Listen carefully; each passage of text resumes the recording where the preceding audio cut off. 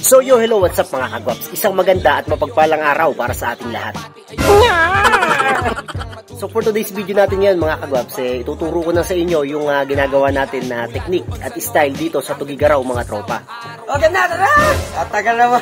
Kasi gaya nga nasabi ko sa inyo, di ba, 2 beses na tayo nagtugigaraw at pahirapan, nag-aubos yung mga kalapati namin.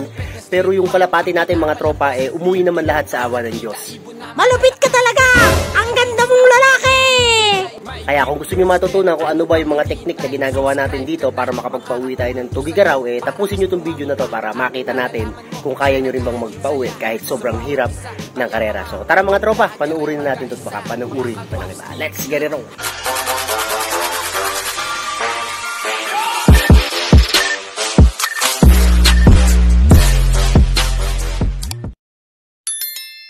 Yun, magandang araw. Welcome back again dito sa Gwaps TV Official, mga tropang kalapatids, mga kagwaps. So, ngayong araw, gaya ng pangako ko sa inyo is bibigyan ko kayo ng tips kung paano ba tayo nakakapagpauwi ng Tugigaraw kahit na sobrang hirap na makapagpauwi sa Tugigaraw lap. So, sa lahat ng mga veterano, alam na alam talaga nila na ang Tugigaraw napakahirap pauwian, lalo na dito sa kanan mga tropa. Kaya itong video ko na to mga kagwaps, mga kalapatids, mga ka-club race, para po ito sa inyo, sa mga gustong kumuha ng kaunting tips kung ano nga ba yung binibigay ni Kuya Gwaps TV Official. So alam ko na makakatulong to sa inyo, kaya tapusin nyo itong video na to kasi ibibigay ko mula sa umaga hanggang sa hapon mga tropang kalapatids kung ano ba yung ipinababaon natin sa kalapati natin para tumagal sila sa pahirapan sa karera. So yun mga kagwaps, nga pala nandito tayo ngayon sa mga breeders muna natin at sinisilip muna natin mga tropa kasi ongoing din yung ating conditioning ngayon para sa mga kalapati natin. Kaya itong mga to, yung mga magiging anak nito, siguro first clutch baka mapunta sa inyo, and then yung second clutch ulit, yun ulit yung kukunin ko mga tropang kalapatids mga kagwaps, para nang sa gayon mas maganda yung mapunta sa inyo. Kasi alam nyo naman, mahilig ako sa second clutch, kaya palaging second clutch yung kinukuha ko at inuuna ko yung mga subscriber natin. Ayan. So bali ito pala yung Binitugoki natin na Vandenbroek mga tropa. So ang ginagawa nating baseline ngayon is puro Vandenbroek halos, kasi pansin ko sa mga Vandenbroek na ginagamit natin dito, lahat ng anak nila talagang maganda yung nagiging lipad. So ito naman mga tropang kalapatids mga kagwaps, yung anak nito is lumilipad pa rin ngayon sa Nortico. So malakas din tong sablon natin na to mga tropa mga kagwaps, kaya ito siguro ibibreed din natin to sa mas magandang hen para nang sa gayon makapagpalabas tayo ng mga mas matitibay pa mga tropa mga kagwaps na mga warriors natin. So huwag kayong mag-alala kasi sigurado naman na may makakakuha sa inyo ng mga lahi ng kalapati na to, kasi binibreed ko to para mga tropa makapagpalabas din ako ng mga ipamimigay ko sa inyo.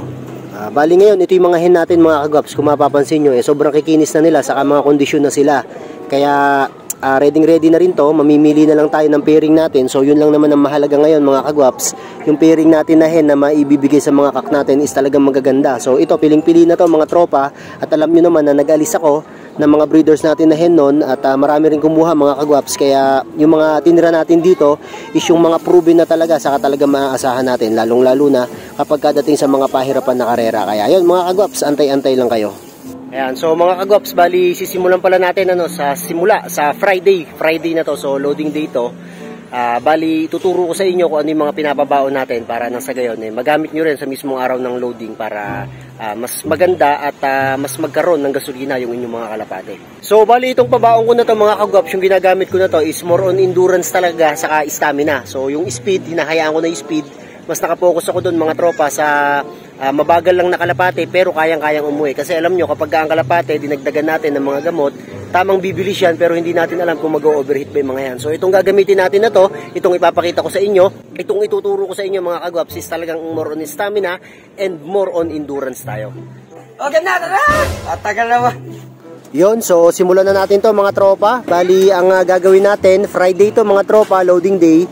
So Friday ng morning mga kagwaps, siguro mga 8 AM nagpaparonda pa tayo ng mga kalapati natin, nag-i-stretch pa tayo, nag-i-exercise pa tayo ng mga kalapati natin para nang sa gayon mga kagwaps kahit papano is ma-exercise pa yung pakpak nila, kasi ilo-load natin sila ng Friday, magre-rest sila sa truck ng Saturday, and then Sunday morning is lilipad sila mga tropa. Kaya kung hindi natin sila paliliparin ng Friday morning, kung hindi ko sila paliliparin ng Friday morning, masyado nang may stock yung pakpak nila.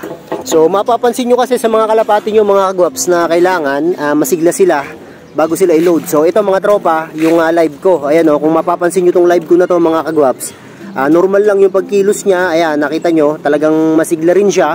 Hindi siya masyadong clingy mga tropa, o hindi siya masyadong lipad ng lipad kapag nandito siya sa loob.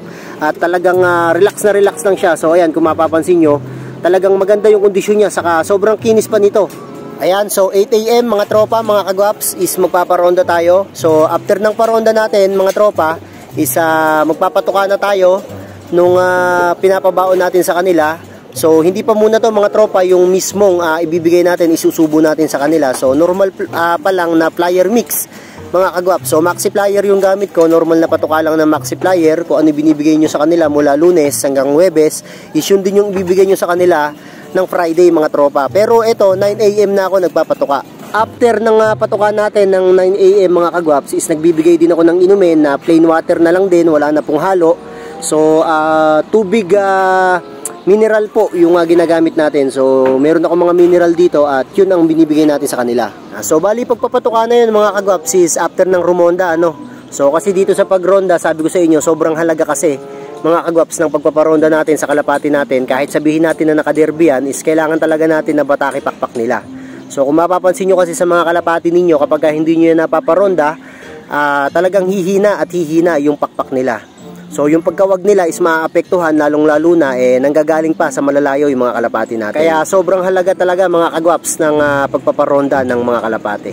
So wait lang mga kagwaps, ito papasukin na rin natin muna itong mga kalapati natin. At karoronda lang nila kasi kailangan na tumuka na nga sila gaya ng sabi ko sa inyo. So alas 9 na ng umaga, kailangan na makapagbigay tayo ng mga ibibigay natin sa kanila ng alas 9. So extra tips pala mga kagwaps, after nyo magparonda, lagi nyong hahawakan yung stick nyo dyan sa loob ninyo, para masanay sila na binubugaw nyo sila o pinapapasok nyo sila gamit yung stick nyo. Kasi isa to sa magiging problema kapag hindi po sanay yung kalapati ninyo sa stick, mahihirapan po kayong papasukin at mahihirapan kayong hulihin. So ito, papakita ko sa inyo sample mga tropa. So ito, gumagamit tayo ng stick dito. Gumagamit ako ng stick, kaya kung mapapansin nyo, talagang mabilis na bugawin, mabilis na papasukin yung mga kalapati. Kasi pag nakita nila yung stick mga tropa, mga kagwaps, talagang nagtatalo na yan sa loob, lalong lalo na yung oras ng patuka nila alas 9 is sakto rin sa pag-i-stick natin. Kaya talagang mas mabilis sila papasok kasi alam nila natutuka na rin sila mga kagwaps. So yun mga kagwaps, bali eto, sasabihin ko na sa inyo. So ayun, isa-isahin natin mga tropa. 8 AM, paronda tayo mga kagwaps. After nun, bigay tayo ng plain water, saka plain patuka. Normal na patuka lang mga kagwaps. So after nun, magbibigay po ako ng calcium, yung kulay puti po na gamot natin na pangkalapate. So pagdating naman po sa gasolina, pabaon po natin sa kalapate natin sa hapon na to bago po i-load. Nagbibigay po tayo ng Power Wings, Victory, pamatak po ng mata yung Eyesore. Tapos nagbibigay din po tayo ng Ballplex para po sa mas malakas na katawan ng ating mga kalapate.